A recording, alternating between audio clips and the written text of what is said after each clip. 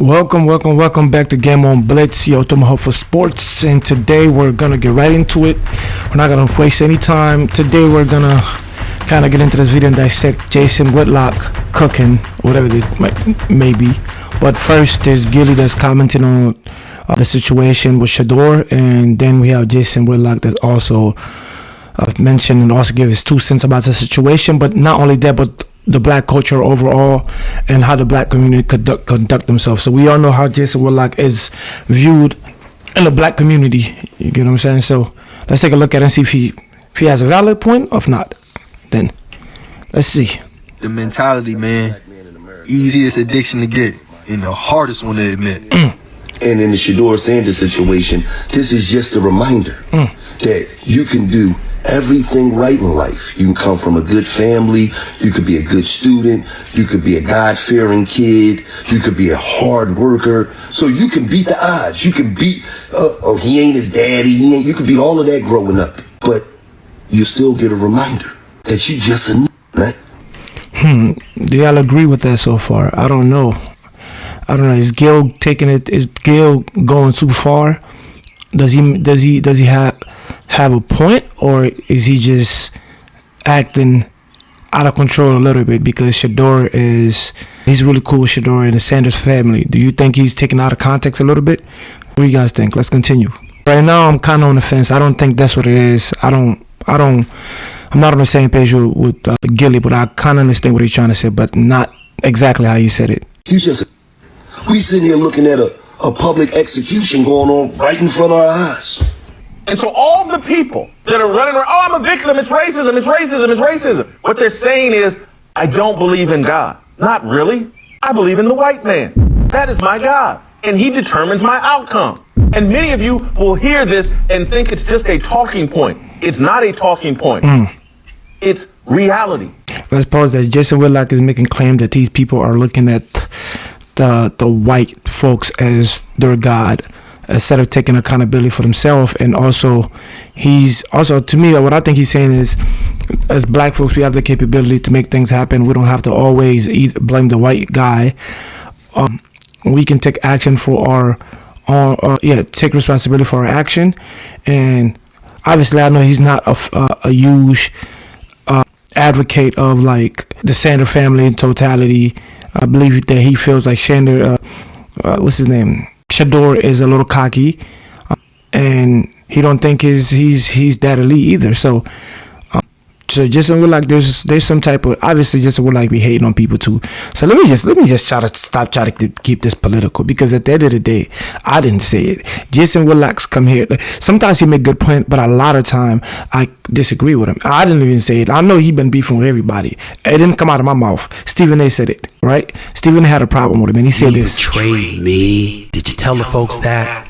You bitch. I didn't say it. Stephen A said it. And you even wanted to say more stuff. Did you tell him, you fat piece of shit? Did you tell him that? Got the names. You betrayed. So I didn't say it. So I know that kind of escalated little. That one kind of went a little too far. But again, if you know Jason Whitlock, everybody knows he's very controversial. He say a lot of things that's off the wall, and he seems like that he's not in favor with the black community.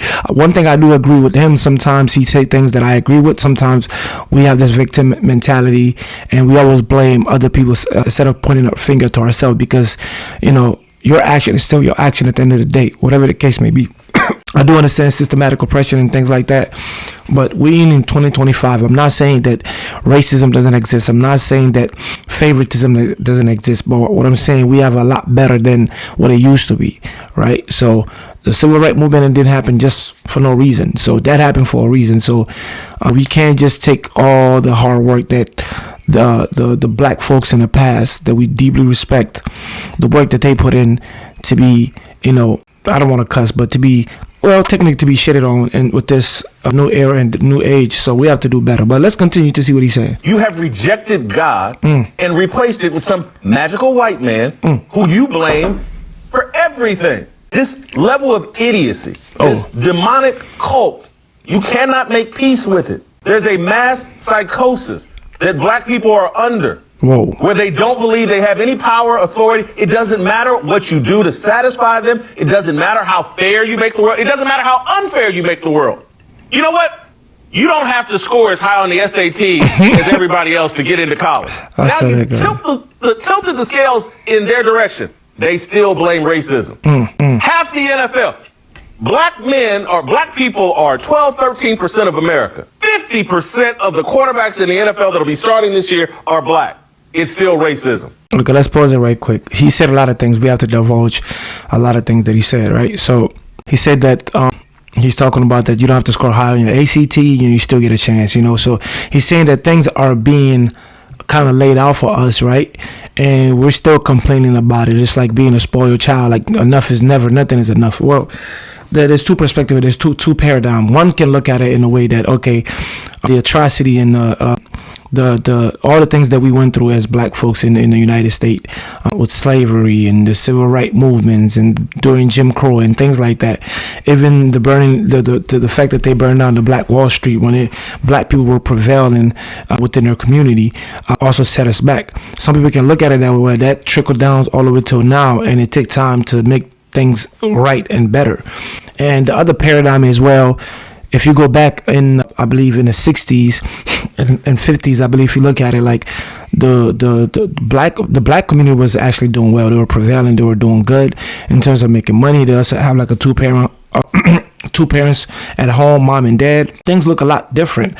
And if they were doing better then, why are we doing worse now? Right, that's another way of looking at it, right? So that means things done took a turn for the worse. So it's not just systematic oppression; those still exist in here and there. But I feel like this is another paradigm, right? I feel like that people are capable enough to get themselves in a situation where they can prevail, where racism doesn't have to be the issue, right? And we can do better that way. So there's two ways of looking at it. So he makes a great point in that regard, but still, at the end of the day, I didn't say it. Stephen A. Smith said it. You betrayed me. Did you tell the folks that? You bitch. I didn't say it. Stephen A. Smith said it. But yeah, Jason Whitlock do say a lot of things that's off the wall. Sometimes he come off that he doesn't like his own skin color. Sometimes it come off that he doesn't like the black community. I can understand the frustration sometimes being frustrated with your people, but at the end of the day, your people is your people. You can call them out when they do something, when they do if they're not handling business, if they're not being responsible.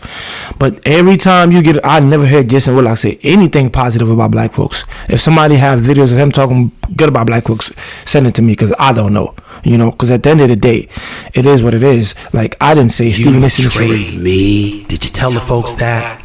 You bitch. I didn't say it. Stephen A. Smith said it. So again, let's continue.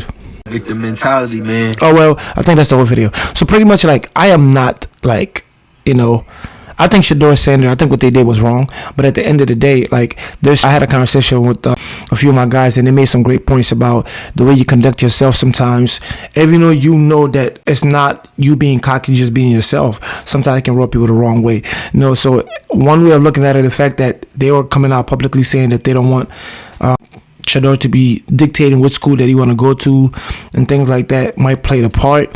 Also, other coaches in the NFL were scared that maybe Deion is a bigger draw. The way he galvanized his team, the way he got rally people behind him, whether it's like rappers, actors, and things like that, he has a lot of power in terms of that regard. So as a coach, you feel that your job might be on the line, and you try your best not to draft Shador, because drafting Shador meaning that his dad also might be coming along with him.